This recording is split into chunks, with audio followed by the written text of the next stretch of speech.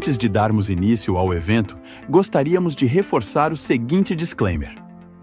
As manifestações expressas por integrantes dos quadros da Fundação Getúlio Vargas e por convidados que participam dos eventos e transmissões online representam exclusivamente as opiniões dos seus autores e não refletem, necessariamente, a posição institucional da FGV. Após este vídeo de aviso, solicitamos a autorização para o uso da imagem e da voz dos palestrantes mediante manifestações de concordância, tais como um aceno de cabeça ou outro gesto de aprovação. Agradecemos sua participação e desejamos um excelente evento.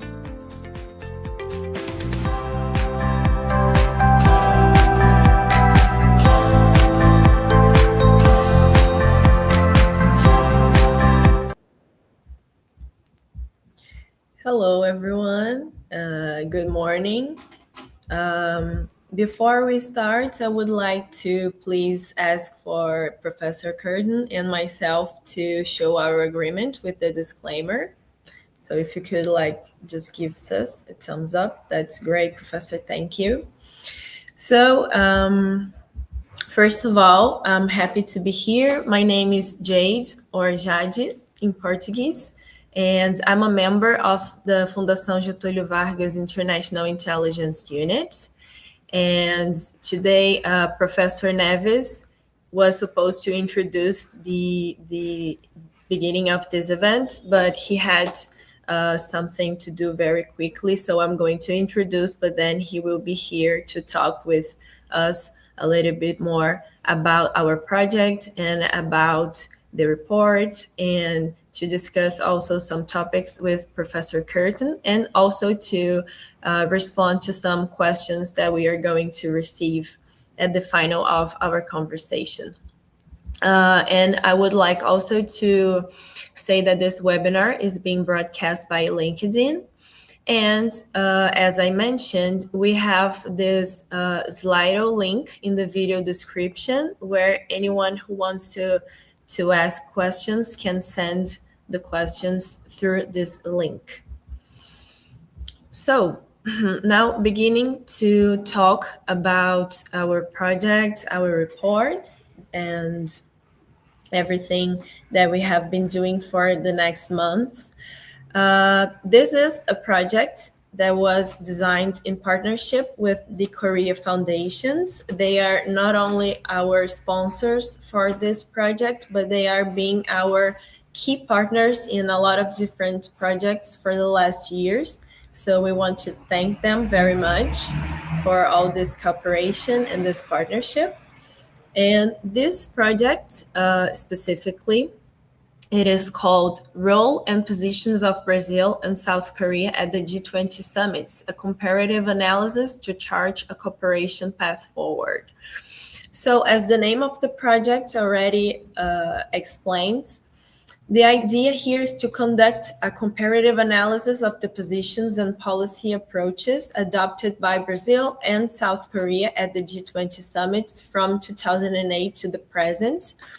And the whole idea is because we understand that the G20 group is a premier forum for international economic cooperation, and it offers a unique platform to examine how different countries navigate global economic challenges, how they articulate their national interests, and how they contribute to collective solutions. So by looking to the G20, we can analyze the positions of Brazil and South Korea and then understand some similarities and differences in their approaches to global economic governance. More specifically now about our report, I would like to just say very briefly about each of the chapters of the report so you can have an idea how it is organized. So in the beginning, in our first chapter, we have this brief background discussing about the origin of the G20, and also we discuss about its mechanisms, objectives, and roles over the last few decades. Then in the second chapter, we discussed about middle powers and the G20 G20, exploring how the group has reshaped the diplomatic landscape for middle powers in their long-term global influence. And then we have the third and the fourth chapters, why we discuss about Brazil and the Republic of Korea.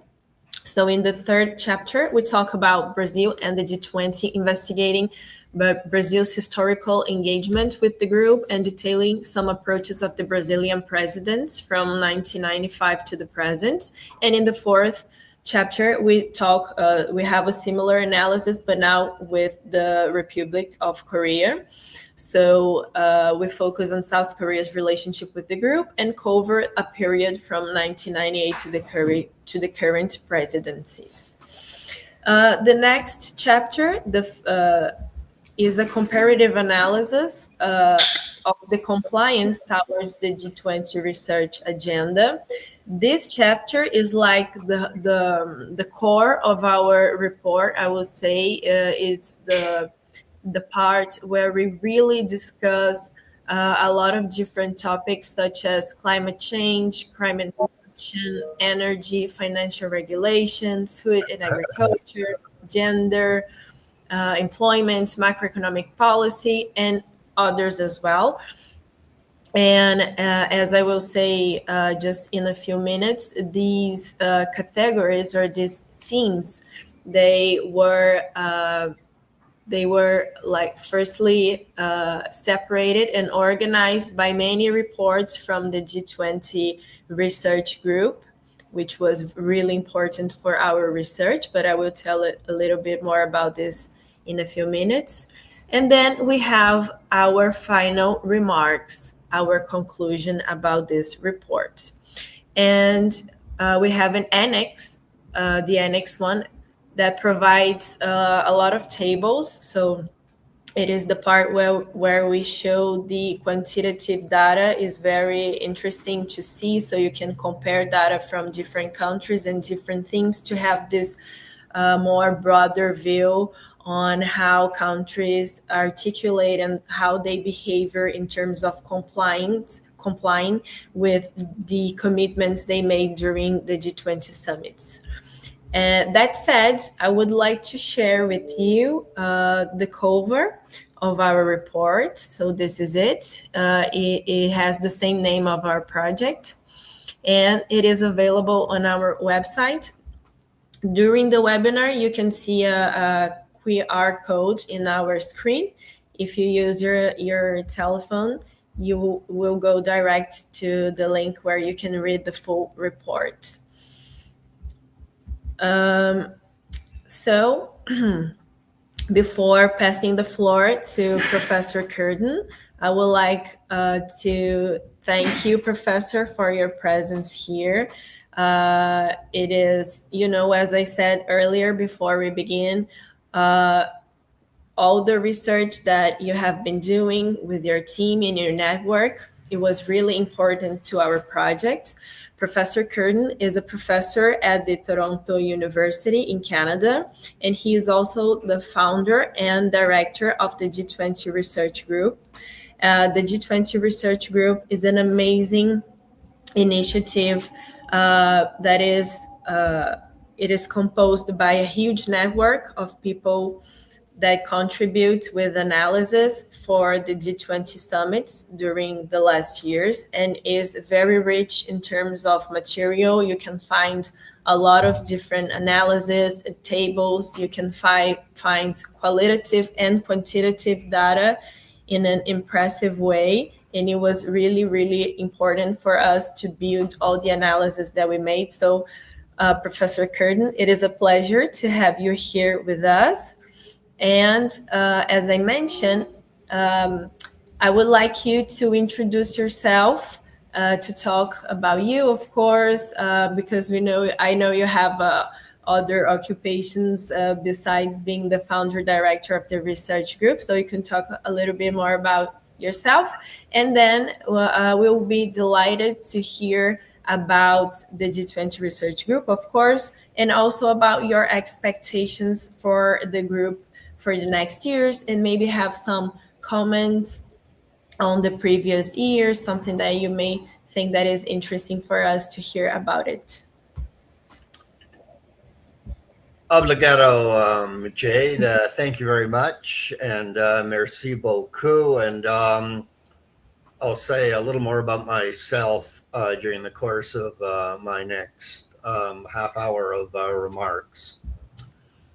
The G20 summits and system have been a substantial success since their start in 1999 through to the most recent Johannesburg summit in November 2025.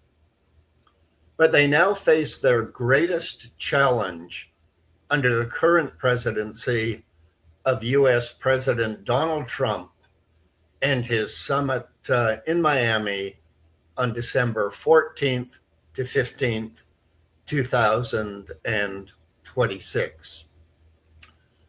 We know this from the substantial research done by members of the G20 Research Group since its start in early 2008. The G20 Research Group is a global network of students, scholars, and professionals in the academic, research, business, non-governmental, intergovernmental, and other communities who follow the work of the G20 leaders, their finance ministers and central bank governors, and other ministers and related G20 institutions. It is directed from Trinity College at the University of Toronto, which has also hosted the G7 Research Group since 1987 and the BRICS Research Group as part of its overall global governance program. The G20 Research Group's mission is to serve as the world's leading independent source of information and analysis on the G20. As scholars, we accurately describe, explain, and interpret what the G20 and its members do. As teachers and public educators, we present to the global community and G20 governments the results of our research and information about the G20. As citizens, we foster transparency and accountability in G20 governance, including assessments of G20 members' compliance with the summit commitments and the connection between civil society and G20 governors. And as professionals, we offer evidence-based policy advice about G20 governance, but do not engage in advocacy for or about the G20 or the issues it does and might address. We pursue this mission through our work in many ways, as follows. One, our website at www.g20.utoronto.ca. It is the only permanent website that makes freely and easily available to the general public all the G20 leaders and ministers' documents, our publications, our research reports, and those of others, and a bibliography on the G20. Secondly, our compliance reports. Since the G20 Summit start in November 2008, we have produced each year a report on the member government's compliance with the priority commitments their leaders make at each summit. Our background books. We produce them for each summit in paper and electronic form to tell all the stakeholders what this summit is about. We did our first one for the G7 finance ministers meeting in Sao Paulo, Brazil in 2008. We did our second last one for the G20's Rio Summit in 2024, and our most recent one for the Johannesburg Summit in November 2008. They're all available for free in electronic form on our website. Fourth, our field teams. To every G20 summit and some ministerial meetings, we send a field team to work as accredited journalists alongside the other ones in the media center there. This enables our students to witness world politics unfold at the highest level at close hand. Fifth, our media assistants. Before, at, and after the summits, we assist the media in understanding and reporting on how the G20 and the summit perform. Six, our G20 archives. Back at Trinity, we have the only publicly accessible archive of G20 documents and related materials in the world. Seventh, our scholarly books. They include, from me, G20 Governance for a Globalized World, published in 2013. Then China's Leadership in 2016. Then, with Ella Kokatsis, the Global Governance of Climate Change in 2015, and with her and Brittany Warren, Reconfiguring the Global Governance of Climate Change in 2022. Eighth, our engagement group participation. We've actively participated in the Think 20, the Business 20, and the Informal Young Entrepreneurs Alliance. And ninth and finally, our G20 at 20 report contribution. Most recently, we participated as an invited knowledge partner to assist South African President Cyril Ramaphosa and his colleagues to produce the G20 at 20 review mandated by President Lula's G20 Summit in 2024. The review's final report was made public by the South African presidency on November 14th, 2025, and you can get it again for free electronically from our website. Turning now to the G20's current status, the G20 at 20 report concluded that the G20 summit has been a success, but that its performance has slipped in recent years, requiring reforms to restore it to realize its full potential. And these conclusions are largely backed by the G20 research group's work. You recall that the G20 was conceived by Canadian Finance Minister Paul Martin in response to the Latin American financial crisis in 1994. Brazilians will remember. And after the Asian-turned global financial crisis, which South Koreans will remember, he created the G20 together with U.S. Treasury Secretary Larry Summers in 1999 as a forum for the finance ministers and central bank governors of a new category of systemically significant states. He guided it through its early annual meetings from 1999 to 2008, including the one in Sao Paulo in the autumn of 2008.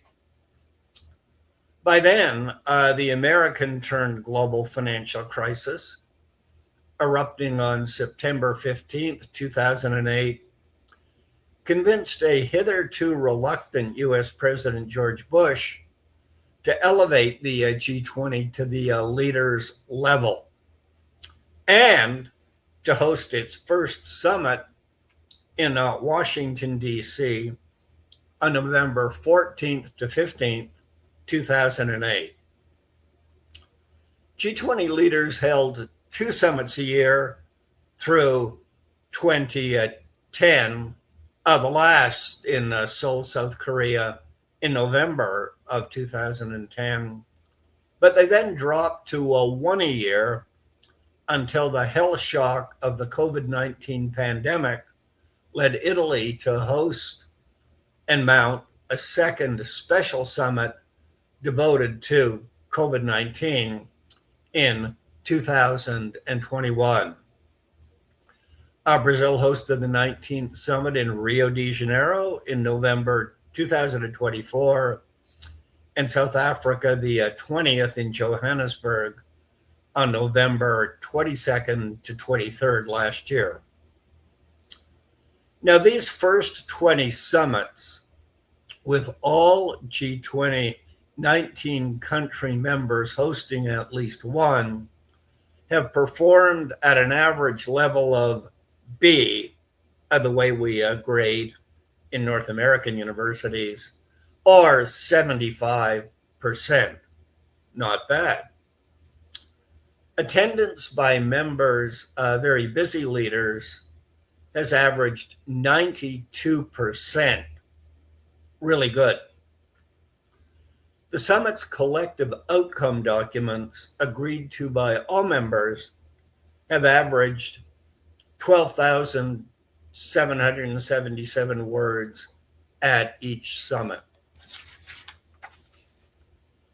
And their commitments, their precise, collective, future-oriented, politically obligatory commitments have averaged 172 at each summit. And member governments' compliance with their priority commitments, their implementation of them until the next summit comes along, have averaged 71% based on the 450 priority commitments assessed for compliance by the G20 research group. But there has been considerable annual variation and a small decline in performance since 2013. In the first phase, from 2008 to 2012, when the focus was on combating global financial crises, performance averaged 79%, B+. In the second phase, from 2013 to 2019, when the focus shifted to development, performance declined to 77%. And in the third phase, from 2020 to 2025, even with the COVID crisis, performance slid further to 74%. The G20's most recent regular summit, held in Johannesburg, South Africa, on November 22nd to 23rd, 2025, produced a substantial performance.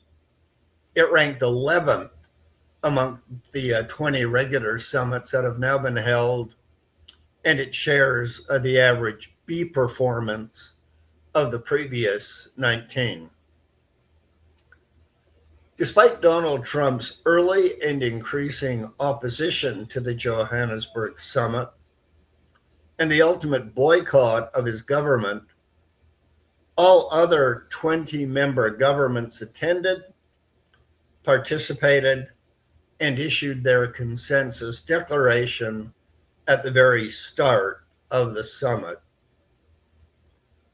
To be sure, only 67% of G20 members sent their leaders, the lowest portion ever. But the 20-member governments present and participating, including the European unions and now the African unions, produced the declaration of almost 11,000 words, which was close to the average of all the previous summits. The G20 South Africa Summit's Leaders Declaration contained 195 commitments, above the G20 Summit's overall average of 171 per summit. And at the end of the day, Trump ended his complete boycott by agreeing to have the presidency handover ceremony from South Africa for 2025 to the US for 2026 take place, albeit at a junior foreign ministry level and in the week after the summit's end. But the G20's future was agreed by all.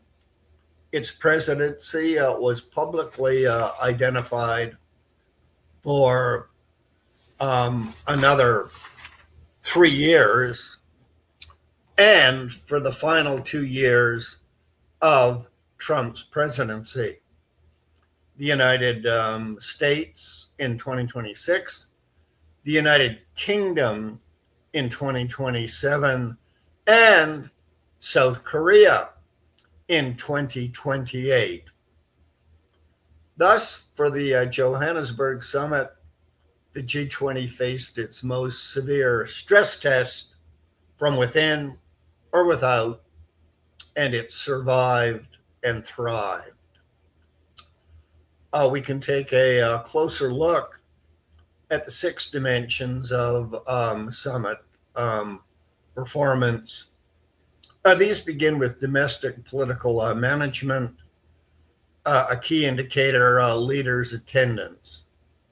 At Johannesburg, it was unprecedentedly small. 7 leaders skipped the summit. But on a second indicator, a domestic political approval in the media, its performance was very strong, especially in the host country, throughout Africa, and the global south. On the second dimension of deliberation, performance was strong. I mentioned the declaration, a big achievement, because Donald Trump opposed issuing any declaration at all. But all of the governments attending issued one, and they did it for the first time ever at the very start of the summit. So public declaration performance strong. But in the private declaration, performance was small. For the first time ever, the first of the 3 sessions were live streamed, and so many of the representatives, the non-leaders of the members, gave speeches. So it really looked like a meeting of the General Assembly of the United Nations rather than a normal G20 summit. The third dimension, principled and normative direction setting, performance was significant. On the G20's 2 distinctive foundational missions of preserving financial stability and making globalization work for all, its performance on the latter was very strong, thanks to the emphasis on development, equality, and inclusiveness throughout the text, as strong as it had been for President Lula's summit in Rio the year before. Decision-making, 195 commitments, was also a significant expansion of the number in the second draft of the Johannesburg Declaration. So Trump said no declaration at all, and all the other leaders said go and do more, and they did. By the subjects they covered, the declaration's 195 commitments were led by development with, 19, and then crime and corruption, a bit of a surprise, but a very big issue in South Africa and elsewhere, 18. Food security, very close to President Lula's heart, at 14. Gender equality, another surprise, and culture and tourism at 13, and so end on the list. Towards the bottom, critical minerals, which will be central for Miami in December and in the years ahead. It had 6 commitments, but the biggest, I think, breakthrough were the 6 commitments on regional security for the G20 summits have now become an important center of global security governance. The 5th dimension, the delivery of these decisions before the next summit comes. Well, we're about halfway through the compliance period, but it still seems that compliance will likely be small. The United States had historically low compliance of only 27% with the priority commitments from the previous summit, with Trump as president for most of that compliance period. And very few of the priority commitments we're assessing for compliance are on subjects that Trump prefers. But the last full year data we have, compliance with the 2024 Rio commitments averaged 70%, about the same as the G20's overall average of 71%. So President Lula really got the job done, not just on paper, but in subsequent action, implementing action in the real world. And it also suggests that the other members complied more to compensate for Trump's U.S. doing less. So the G20 can survive and thrive to some degree, even with a rather absent U.S.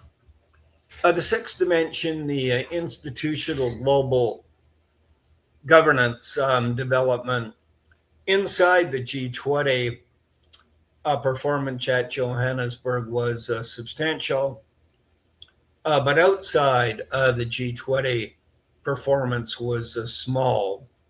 There were a few references to, the World Trade Organization, the World Health Organization, but very few commitments and none promising to increase their funding to replace the money that Trump had cut. But a close look suggests that the G20 Johannesburg Summit did help mobilize money for them. It inspired the replenishment summit of the Global Fund to fight AIDS, tuberculosis, and malaria to be held the day before the Johannesburg summit in the same city. And that summit raised $11 billion in new money.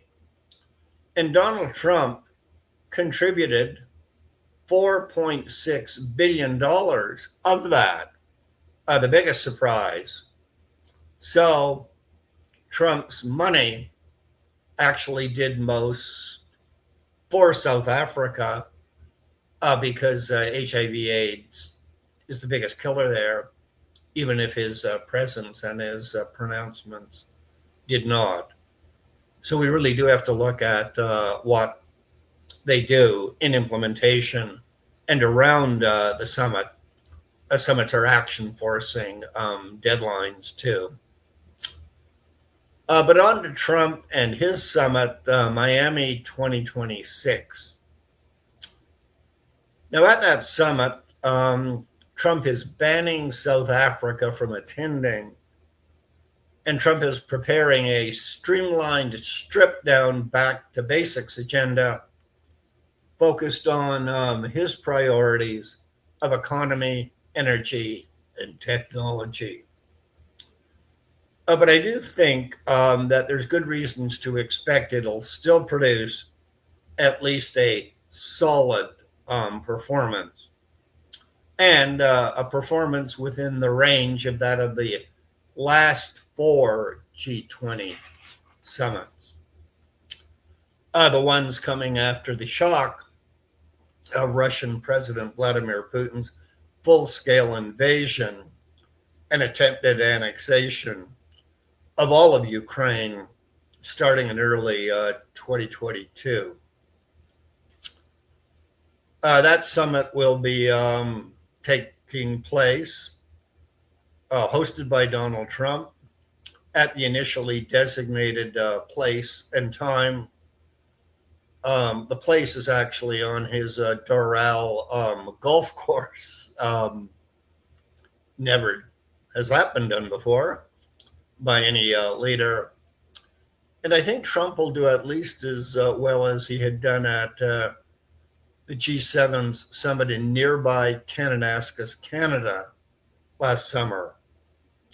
Most G20 leaders will attend, and it'll be an unusually full-scale public pageant-laden golden summit of the sort that Trump prefers, and because it's taking place on and to celebrate the 250th anniversary of the creation of the United States of America, he just has a very respectable reason to do what might otherwise seem to be beyond the pale.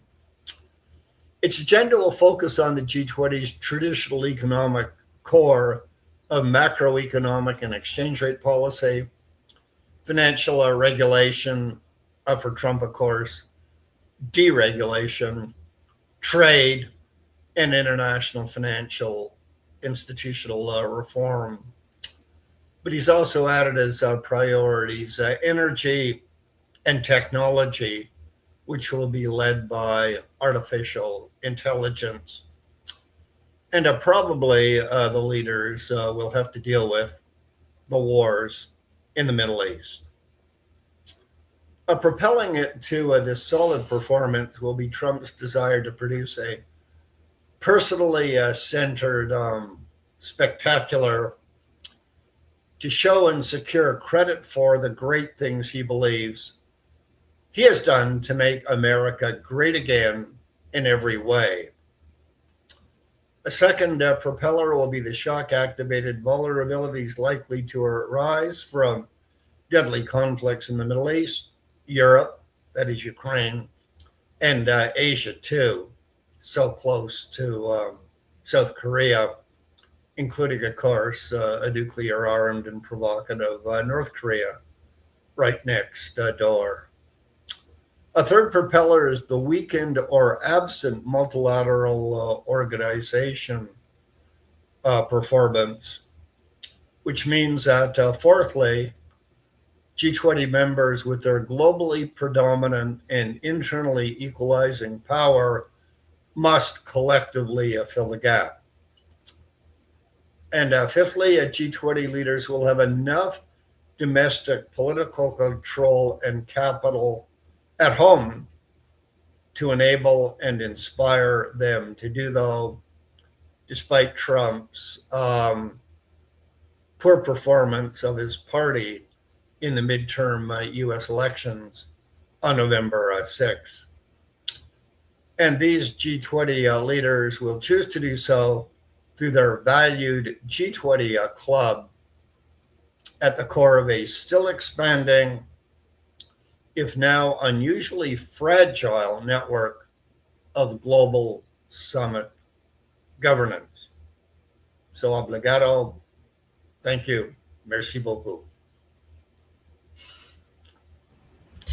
Thank you, Professor, for sharing with us all your knowledge about the G20 and to discuss with us about the challenges and about some of your expectations for the next chapters. I think that Leonardo can maybe join us right now. Hello, everybody. Thanks, Jade. Thanks, Professor Joe Kirton, for all your presentation. First of all, I would like to apologize. I have a small medical emergency. I have to be absent. The medical doctor got delayed, but now everything's okay. I think that the key issue here talking about the G20 is try to understand which animal is that. I mean, which arrangements began, as Professor said before, in the first moments with a financial construction to 20 countries or 20 plus countries to discuss financial matters, and evolved to the leaders summits after the international crisis, the financial crisis in US, which pass on to Europe and other countries. But I think to understand this kind of animal, the G20, is interesting to how can we study it, how can we understand it, and I think Professor John Kirton have been one of the more sophisticated experts in the matter. With his G20 Information Center for the University of Toronto, is probably one of the biggest databases we have now at this moment on the G20 meetings, on the discourses of the leaders, with the reports also that he just presented. And thank you again, Professor John, because your center and you, of course, your production was instrumental to our project. Well, where we begin with our project. For several years now, as probably Jade already said, we have been working with the Korea Foundation with the purpose of fostering comparative analysis. The thing is, when we look at the G20 and the role and position of Brazil, for instance, of the G20, we can understand where Brazil is going, its expectations. We can understand how Brazil manages its foreign policy with other middle powers and emerging powers, and also rich countries. But only making an X-ray of each country, does not provide to us a very good picture of the kaleidoscope that the G20 meeting offered us. So, for instance, if you look up to Brazil, for instance, we can see a country that has shown incredible institutional activism. It has shown great efforts in coalition building within the global South. A country that has several themes that have been present not only in G20 meetings but also in its foreign policy in general, from General Assembly speeches from presidents, or even in other UN forums. For instance, Brazil focuses in general on hunger, poverty, climate finance, deforestation, and of course, one of the key issues that began with with the G20 and also is one of the biggest topics of the agenda of the BRICS, which is the reform of institutional reforms of financial institutions like the IMF and World Bank. When you look at South Korea, we are looking for a different animal. South Korea has been showcasing one of the most interesting cases of a very poor country that within 50 years, 50 or so years, converted in a rich country. So South Korea, which is a very poor country, a war-torn country in the 50s, now in the 20s, 2000s, 2010, 2020s, has become one of the leading countries in terms of per capita income, in technology developments, in many instances. So South Korea, since the 2000s, have been working its way to become a bridge country between developing countries and developed countries, and of course sharing its its expertise in development, how it become a rich country, how it managed to become developed. So the G20 has been a platform where the South Koreans have been, in a manner of speaking, proposing reforms, or better yet, proposing implementation of reforms. So when we look at the main themes that South Koreans have been watching in the last 10, 20 years, we could, of course, highlight the financial safety networks. One thing is interesting, because when the beginning of the G20, the first G20 meetings, it was in the aftermath of the crisis, the financial crisis of the Asian tigers. I mean, South Korea had in 1997, 1998, a very deep financial crisis. And when in the 1999, we began in 2000, we began discussing, began the platform of G20, the financial G20. One of the key issues for them was how to strengthen and broaden the financial safe nets for society in general. So it has been one of the key issues since then. Well, apart from that, we have the green growth agenda, we have the digital governance agenda, supply chain resilience, and other themes that they are departing from the priorities from the developing country, but and moving to developed country. But it's interesting that developing countries are also trying to focus, are trying to follow up in this trail. And I think South Korea more or less has been instrumental in aiding countries in that sense. So I think that one of the things that our reports managed to present, which I think is quite important, is that when we began a project and we look at Brazil and South Korea specifically, individually, we can create an X-ray of them. We can understand how they have been working their way throughout the years in the G20, in the multilateral arena, how they have been focusing on certain subjects and not that much in other subjects. But when you do it in a comparative manner, we somehow get to understand different roles. And I think that perhaps one of the biggest highlights of this report is that by understanding how Brazil and South Korea have been positioned itself in the perceived role in the G20, we understand that Brazil, for instance, has been presenting itself as a normative mid-power. The idea here is that Brazil has been challenging global hierarchies, have been trying to criticize how the institutional infrastructure of the multilateral governance have been working, and has a very important role in broadening the agenda. Brazil has been behaving as an agenda setter in that sense, that bringing new things to the table and try to create new perspectives, which we believe it's a perspective from the global south to the debate. South Korea, in a different form, is what we have been calling a functional middle power.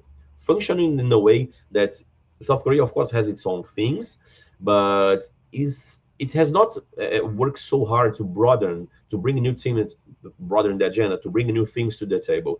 South Korea has been very keen in implementing the suggestions, the recommendations of the G20. So whenever we bring things to the table, discuss it, and try to understand the leaders, try to understand directions that we are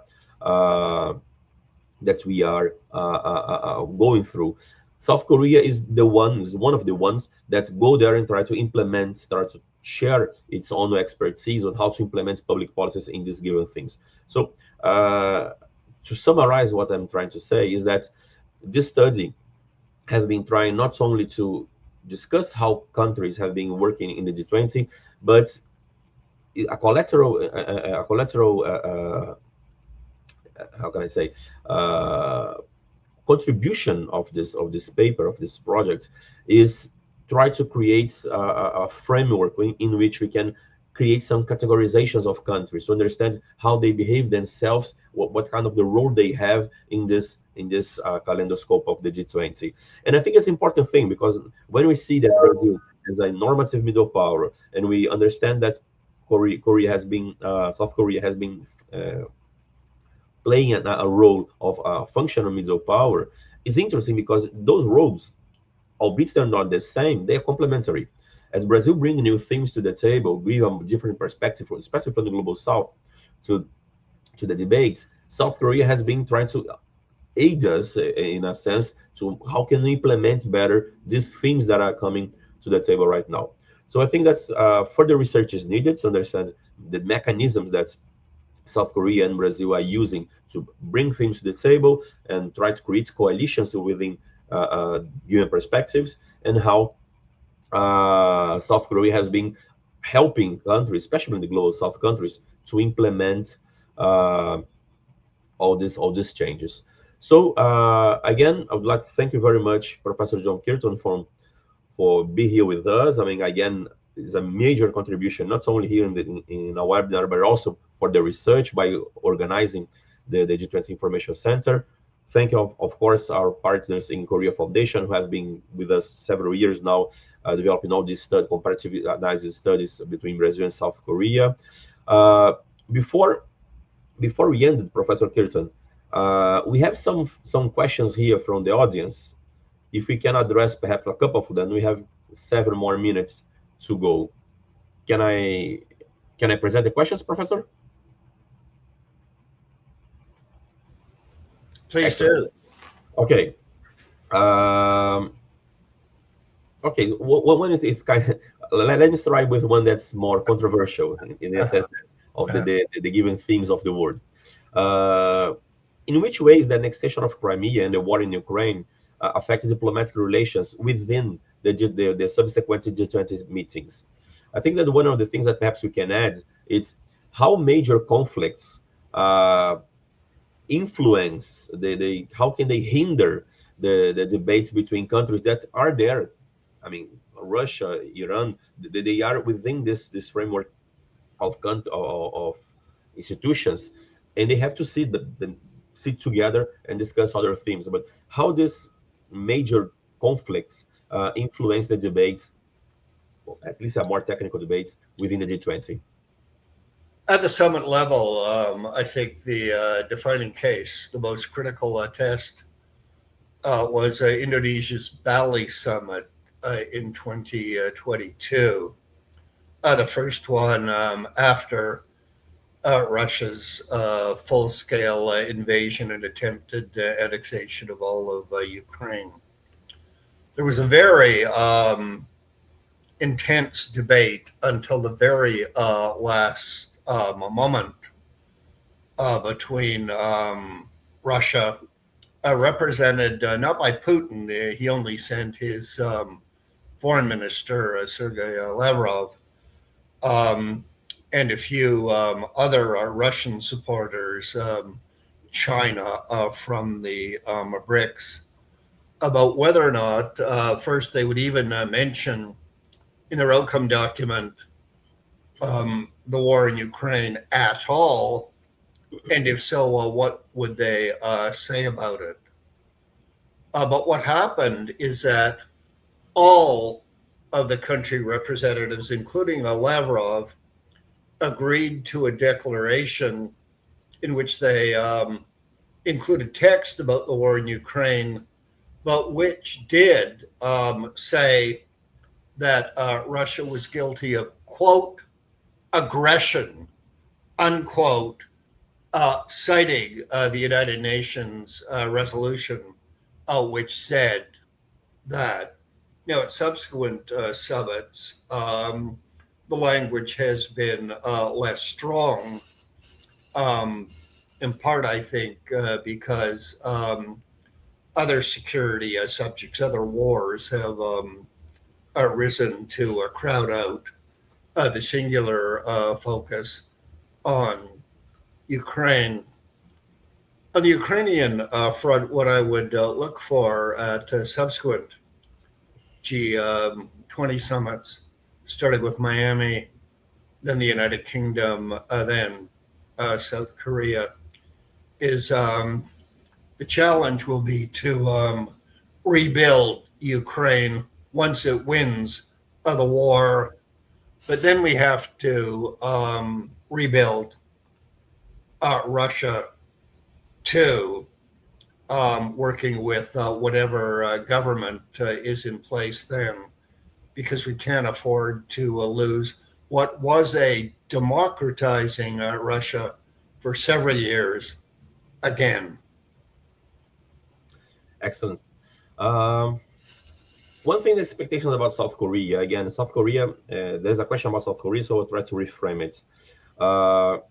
South Korea, as we mentioned before, in 2010 provided a very important contribution to the G20, and I think that's very clear also in the report. We try to highlight the subjects that we come from a financial a financial background within the G20, and after the financial crisis in the US, we have a focus. We shift our focus, so we focus more from a very technical financial meetings, come to the leader summits, and within the leader summits, and specifically on the first, I would say, emerging country hosting the G20 in South Korea in 2010, they changed the dynamics. They began a trajectory of implementing more or presenting more, developing the themes of developments. I mean, how development issues are being organized within the multilateral arena. So I think that the one thing that people are trying to understand here, as you mentioned, in 2028, South Korea is expected to host the meeting. Since the last time they did it, they changed the dynamics of the meetings.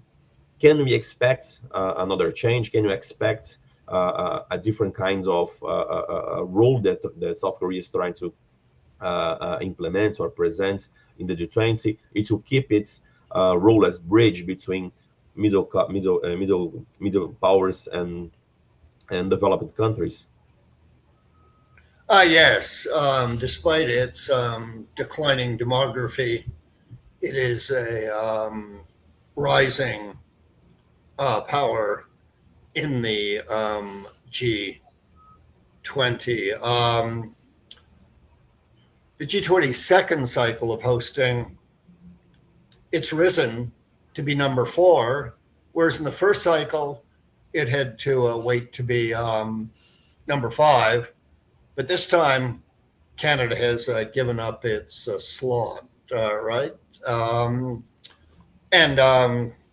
That reminds me that at South Korea's first summit, Seoul, 2010, right after, a few months after Canada's, Canada also gave up its spot, which was the number 10 spot in the IMF quota share in votes, it was to Brazil, right? Because Brazil badly wanted to be number 10, and Canada said, well, okay, so a great success. And I think when you look back on the Seoul Summit, even then, as I mentioned, it was a big shift from financial crises, even before they were completely under control. That didn't happen until the end of the Los Cabos Summit in Mexico in 2012.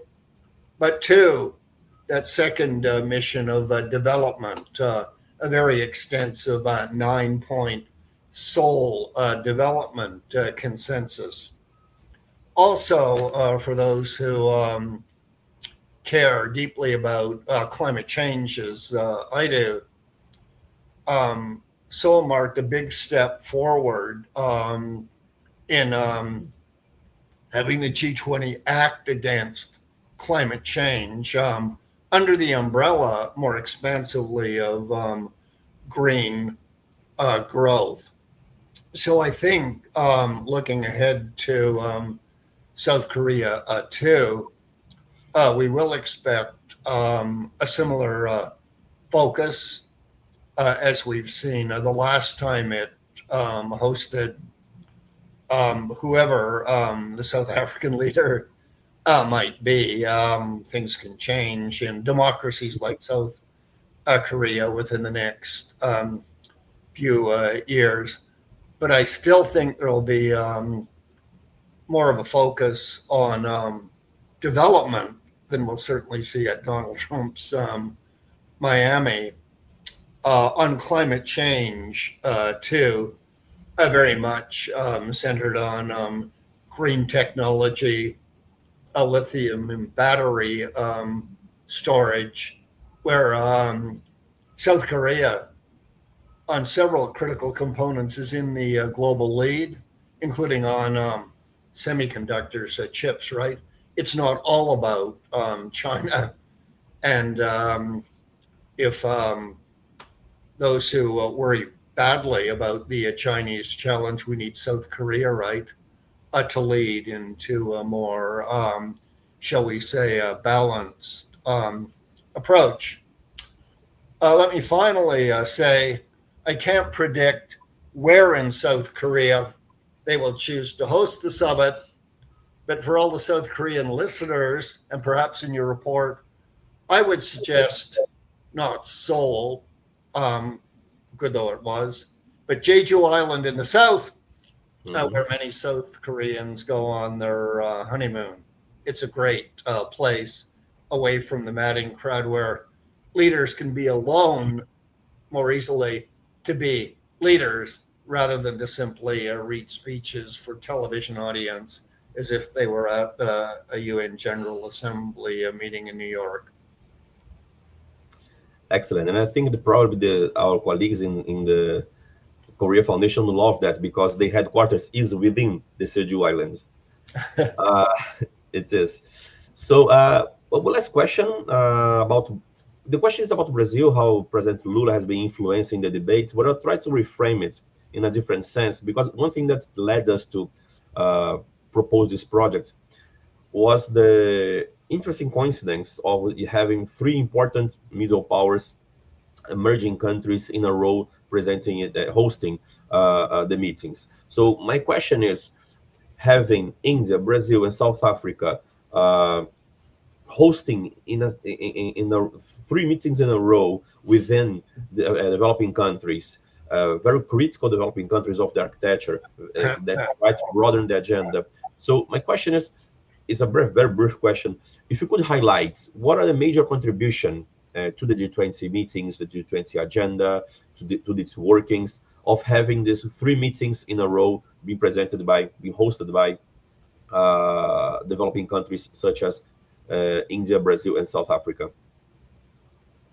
Yeah, first, it's important to emphasize, as too few people do, that they weren't just any three middle powers from the so-called global South. They were all democracies, right? So that tradition will continue for the next 3 years, 6 in a row, right? And I think, we can say it was 4 with Indonesia, too. They all successfully put development, the second mission, at the center, not only of the agenda, but of the results, the number of commitments that I spoke of for Johannesburg, South Africa, the one with the active opposition of the most powerful members, President Donald Trump. I think I would predict, perhaps more tentatively, certainly by the time we get to South Korea, that we'll have the G20 do what President Lula wanted it to do at the very beginning, but didn't get it to. That's infrastructure, right? and not just physical infrastructure, the ports and the roads and the dams and the railways, but the social infrastructure too. The G20 made a mistake because Lula, the Indian president, didn't get it in those early days. Well, it was over to the BRICS, and then the Asian Infrastructure Investment Bank. So we had if you will, a fragmentation of the New Development Bank, I guess I should mention too. So we have to remember that, the Brazilian people will decide who they send as their president to, the subsequent G20 summits. But I do know to this day, from the very beginning, Lula is number one, no rivals, as the most well-loved leader at all of the G20 summits, the ones he was at, and the most regrettably missed one at those he was not. So he still got the magic. And that's why private deliberation is so important, because at the end of the day, it's not just about, an AI generated speech about my national interests versus yours. It's about leaders. Only they can adjust what they see as their national interest to accommodate others to produce a collective success. And the numbers from Lula's Rio summit certainly showed that he did it very well. Well, excellent. I think that your final words were the perfect wrap up for this meeting. I mean, I will not dare to add anything else to keep our guests with this idea in their minds. Professor John, once again, thank you very much for your presence here. I will invite everybody to put your camera in the QR codes that it's presenting sometimes. Yeah, that's presenting there, so you can get the reports. And thank you everybody, and good morning and good evening to our colleagues in South Korea. Good. À la prochaine.